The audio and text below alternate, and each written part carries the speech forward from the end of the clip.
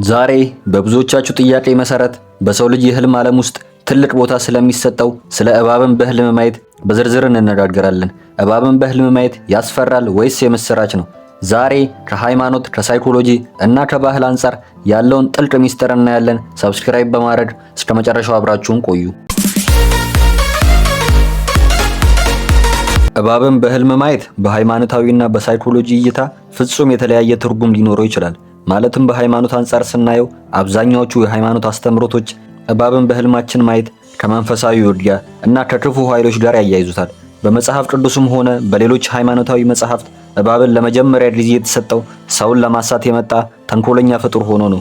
ስለዚህ በህልም እባብን ማየት ከሃይማኖት አንፃር የፈተና፣ የክህደት፣ የክፉ መንፈስ ወይንም ደግሞ የመንፈሳዊ ጥቃት ተደርጎ ይወሰዳል። እንዲሁም ከሃይማኖት አንፃር እባብን በህልም ስናይ በዙሪያችን ያለ በስውር የሚሰራ ጠላትን መኖሩን ያመለክታል። በተለይ እባቡ ከኋላችን መጥቶ ሊነድፈን ሲሞክር ማየት በገሃዱ ዓለም የቅርብ ሰው ሊከዳን እንደሚችል እንደ ማስጠንቀቂያ ይቆጠራል። አንዳንድ ባህላዊ ሃይማኖቶች እባብን በህልም መመላለሱ ሰው ላይ የተደረገ መጥፎ መናፍስት ወይም ምቀኝነት መኖሩን እንደ ምልክት ይተረጉሙታል። እባብን ስንገድለው ወይም ሲሞት ካየን በጠላቶቻችን ላይ ድል እንደምንቀናጅ፣ ከበሽታ እንደምንፈወስ ወይም ከቀረበብን ፈተና በድል እንደምንወጣ ተስፋ የሚሰጥ ትርጉም አለው። ከሳይኮሎጂ አንፃር ደግሞ ህልሙን ስናየው እንደ መንፈሳዊ መልእክት ሳይሆን የሰው ልጅ አእምሮ ውስጥ የያዘው ጭንቀትና ስሜት የሚገልጽበት መንገድ አድርጎ ይወስደዋል።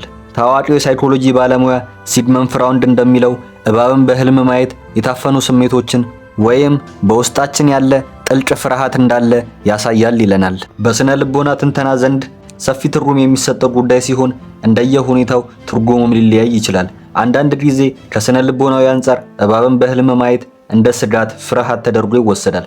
ማለትም በውስጣችን ያለን ያልተፈታ ጭንቀት ወይም ፍርሃት መኖሩን ይወክላል። ለምሳሌ እባብ ሲያባርረን ከሆነ ያየነው በህይወታችን ውስጥ መጋፈጥ ያለብን ግን እየሸሸነው ያለነው ችግሮች መኖራቸውን የሚያመላክት የህልም ፍቺ ነው። ከዚሁ ጋር ተያይዞም እባቡ ሲነድፈን ከሆነ በህልም ዓለም ያየነው በቅርብ ጊዜ በንግግር ወይም በተግባር የሚደርስብንን ጥቃት ወይም ክህደት ሊኖር እንደሚችል የሚያመላክት የህልም ፍቺ ነው። በሌላኛው አፈታት ደግሞ እባብን በህልም ዓለም እንደ ጠላት ወይም ተንኮለኛ ሰው ተደርጎ ይወሰዳል።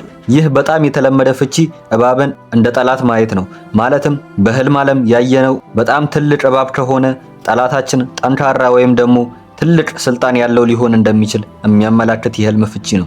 ከዚሁ ጋር ተያይዞም ያየነው እባብ ትንሽ ከነበር ብዙ የማይጎዳ ነገር ግን የሚረብሸን ሰው በህይወታችን እንዳለ የሚያመላክት የህልም ፍቺ ነው። ከዚሁ ጋር ተያይዞም በህልማችን ብዙ እባቦች በአንድ ላይ ሆነው ካየን በዙሪያችን ያሉ ተንኮለኛ ወይም የሚያሙን ሰዎች መብዛታቸውን የሚያመላክት የህልም ፍቺ ነው። በሌላ ደግሞ እባብን በህልም ዓለም መመልከት እንደ ለውጥና እንደ ፈውስ ተደርጎ ይወሰዳል። እባቦች ብዙውን ጊዜ ቆዳቸውን ስለሚቀያየሩ በአንዳንድ ትርጓሜዎች የለውጥ ምልክት ተደርገው ይወሰዳሉ። ማለትም በህልም ዓለም እባብን ስናይ በህይወታችን ውስጥ አዲስ ምዕራፍ ለመጀመር ወይንም ደግሞ አሮጌ ልምዶችን እየተውን መሆኑን የሚያመላክት የህልም ፍቺ ነው። አንዳንድ ጊዜ ደግሞ ከስነ ልቦናዊ አንፃር ፈውስ ተደርገው ይወሰዳሉ ስንል እባብ በህክምና ምልክትነት ስለሚታወቅ ከበሽታ ወይም ከስነ ልቦና ስብራት የማገገም ምልክት ተደርገው ይወሰዳሉ። በሌላኛው ደግሞ እባብን በህልም ማየት እንደ ጥበብና የሆነ ነገርን እንደ መረዳት ተደርጎ ይወሰዳል። እባብ በተለምዶ ብልህና ረቂቅ ፍጡር በመሆኑ በህልማችን ሲመጣ በህይወታችን አንድ የተሸሸገ ሚስጥር እንደምንደርስበት ወይም ጥበብን እንደምናገኝ የሚያመላክት የህልም ፍቺ ነው። ከዚሁ ከእባብ ጋር ተያይዞ ያየነው እባብ አይነትና ቀለም የተለያየ ትርጉሞችን ይሰጠናል። ለምሳሌ ጥቁር እባብን መመልከት ጥልቅ የሆነ አደጋን፣ መጥፎ ዜናን ወይም የማይታወቅ ስጋት መኖሩን ያመላክታል። በሌላኛው ደግሞ ነጭ እባብን መመልከት መልካም አጋጣሚ፣ መንፈሳዊ ንጽህና ወይም ደግሞ አዲስ ጅማሮን ያመላክታል። አረንጓዴ እባብን መመልከት ከገንዘብ፣ ከእርገት ወይም ከምቀኝነት ጋር የተያያዘ ትርጓሜ አለው። በቀጣይ ደግሞ ቢጫ እባብን መመልከት ብልህነትን ወይም ደግሞ የሆነ ነገር እንድንጠነቀቅ የሚሰጥ ማስጠንቀቂያ ነው። በመጨረሻም ቀይ እባብን በህልም ዓለም መመልከት ይህ ህልም ለሆነ ነገር ከፍተኛ ፍላጎት መኖሩን እንዲሁም ደግሞ የከረረ አደጋ ሊደርስብን እንደሆነ የሚያመላክት የህልም ፍቺ ነው። በቀጣይ ደግሞ እባብን በህልም ዓለም ስንገድል መመልከት በዙሪያችን ባሉ ጠላቶች ላይ ድል እንደምንቀናጅ ማለትም በእኛ ላይ መጥፎ የሚያስቡብን የኛን ውድቀት እንዲሁም የኛን ስንፍና የሚፈልጉ ሰዎች ላይ ድል እንደምንቀናጅ ወይንም ደግሞ አንድ ትልቅ ስጋት በቁጥጥራችን ስር እንደምናውል የሚያመላክት የህልም ፍቺ ነው። እባብ በቤታችን ውስጥ ስናይ እባብ በቤታችን ውስጥ ከተመለከትን ስለ እኛ ክፉ የሚመኙ ሰዎች ከኛ አርቀው ሳይሆን በቅርባችን መኖራቸውን የሚያመላክት የህልም ፍቺ ነው። በቀጣይ ደግሞ እባብ ሲያናግረን ማየት። በህልም ዓለም እባብ ካናገረን የሚናገረው ቃል ትልቅ የሆነ ትርጉምን ይኖረዋል። ማለትም የሚናገረው ቃል እንደ ትልቅ ማስጠንቀቂያ ተደርጎ ይወሰዳል። እባብ በህልም ዓለም የታየበት ቦታ ትልቅ ሚስጥር አለው። ለምሳሌ ውሃ ውስጥ ከሆነ ያልተረጋጋ ስሜትን ወይንም የስሜት መረበሽን ይወክላል። በሌላ ደግሞ አልጋ ላይ ከነበር ያየነው ከግል ህይወት ወይም ከትዳር ጋር የተያያዘ ቅርብ የሆነ ጭንቀትን ይወክላል። ስራ ቦታ ላይ ካየን ደግሞ ከስራ ተቀናቃኞች ጋር የተያያዘ ውጥረት መኖሩን የሚያመላክት የህልም ፍቺ ነው። አሁን ደግሞ ስለ እባብ ባህላዊና ማህበረሰባዊ ትርጉሙን እንመልከት። በተለያዩ ባህሎች ዘንድ እባብ የተለያየ ትርጉም አለው። በአንዳንድ ጥንታዊ ባህሎች እባብ የቤት ጠባቂ ወይም የሀብት ምልክት ተደርጎ ይወሰዳል። ለምሳሌ በህልም እባብን በቤት ውስጥ ካለና የማይጎዳ ከሆነ በረከት ተደርጎ የሚታይበት ባህሎች አሉ። አንዳንድ ባህሎች ደግሞ የእርግዝና ምልክት ተደርጎም ይወሰዳሉ። አንዲት ሴት እባብን በህልሟ ካየች በተለይ እባቡ ትንሽና የማያጠቃ ከሆነ የጽንስ ወይም የልጅ መገኘትን ምልክት ተደርጎ ይወሰዳል። እንዲሁም እባብ ሲጠመጠምብን በገንዘብ ችግር ወይም በአስቸጋሪ ግንኙነት ውስጥ ታንቀን መያዛችንን፣ መውጫ ማጣታችንን ይወክላል። እባቡ ሲሸሸን ደግሞ ካሉን ጠላቶቻችን ከኛ እንደሚርቁ፣ በሽታም ካለብን እንደሚለቀን ወይም የሚያስፈራን ነገር ካለ ያለምንም ጉዳት ከኛ እንደሚርቅ የሚያመላክት የህልም ፍቺ ነው። አንዲት ያላገባች ሴት እባብን በህልሟ ከተመለከተች በህይወቷ ውስጥ ሊመጣ የሚችለውን ተንኮለኛ ወይም አታላይ ወንድ ሊያመላክት ይችላል። ፍላጎቱ ፍቅር ሳይሆን ጥቅም ሊሆን ስለሚችል ጥንቃቄ ማድረግ እንዳለባት የሚያመላክት የህልም ፍቺ ነው። በሌላ ትርጓሜው ይህች ያላገባች ሴት እባብን ካየች ምቀኝነትን ይጠቁማል። በጓደኞቿ በአካባቢዋ ያለን የሴት ምቀኛ ወይም በንግግሯ የምትመርዝ ሰውን ሊያመላክት ይችላል። እንዲሁም ደግሞ ለውጥንም ሊያሳይ ይችላል። ማለትም እባቡ ካልተጎዳ በቅርቡ የሚመጣ የህይወት ለውጥ ወይም አዲስ የሥራ ዕድል ምልክትም ሊሆን ይችላል። አንዲት ባለትዳር ሴት በህልሟ እባብን ካየች የትዳር ስጋትን ያመላክታል።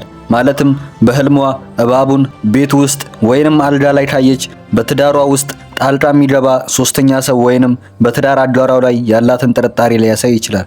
እንዲሁም ይህቺውን ባለትዳር ሴት እባቡን ስትገለው ካየች ይህ የሚያመላክተው በቤቷ ውስጥ የነበረን አለመግባባት ወይም የጠላትን ተንኮል አሸንፋ ሰላም እንደምታሰፈን የሚያመላክት የህልም ፍቺ ነው።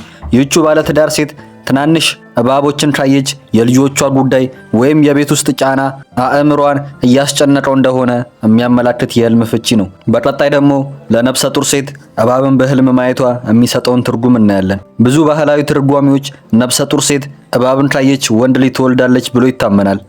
ይህቺውም ነፍሰ ጡር ሴት እባቡ ሊነድፋት ሲሞክር ካየች ይህ የሚያመላክተው ስለ ራሷና ስለ ጽንሱ ጤንነት ያላትን ውስጣዊ ስጋት ወይንም ጭንቀት ያሳያል።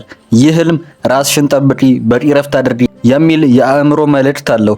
እባቡ ዝም ብሎ አጠገቧ ካለ ግን ልጁ ጠንካራና ተጽዕኖ ፈጣሪ እንደመሆን የሚያመላክት የህልም ፍቺ ነው። አንድ ባለትዳር ወንድ እባብን ሲያባረረው ካየ የቤተሰብ ወጪ ወይም ኃላፊነት ከአቅሙ በላይ ሆኖ እየተሰማ መሆኑን ያሳያል። ወይም ደግሞ የቅርብ ጓደኛው ወይንም ደግሞ በስራው የሚያምነው ሰው ሊከዳው እንደሚችል የሚሰጥ የቅድመ ጥንቃቄ ምልክት ነው።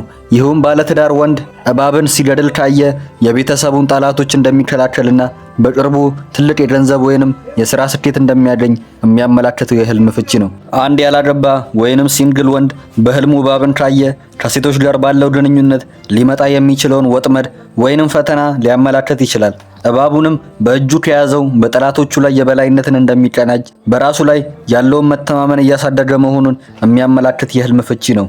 እንዲሁም ደግሞ በስራው ዓለም እሱን ለመጣል የሚሞክር ስውር ተፎካካሪ መኖሩንም የሚያመላክት የህልም ፍቺ ነው። እባብን በህልም ማየት በተለምዶ የሚያያዘው ከፍርሃት ጋር ሲሆን ይሁንና ከበስተጀርባው ውስብስብ የሆነና በርከት ያሉ ጉዳዮችን ሊይዝ ይችላል። ስለ እባቦች ማለም ብዙውን ጊዜ የዕለት ተዕለት ህይወቶን ሊያጋጥሙን ከሚችሉ ፈታኝ ሁኔታዎችና ስሜቶች ጋር የተያያዘ ቁርኝነት አለው።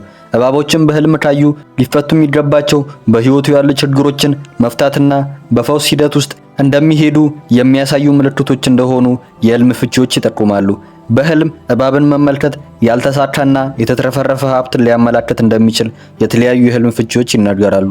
በተጨማሪም በህልም እባብን መመልከት በለውጥ ወይም በሽግግር ሂደት ላይ እንዳሉ የሚያመላክት ነው። በህልም እባብን ሲመለከቱ ፍርሃት ከተሰማዎት በህይወቶ ውስጥ ችግሮችና እርግጠኛ ያልሆኑበት ነገሮች እንዳሉ ያመላክታል። ነገር ግን እባቡን በህልም ሲመለከቱ ምንም አይነት ፍርሃት ካልተሰማዎት በህይወቶ ውስጥ ፈውስ እየተካሄደ እንደሆነ ፍቺዎች ያሳያሉ።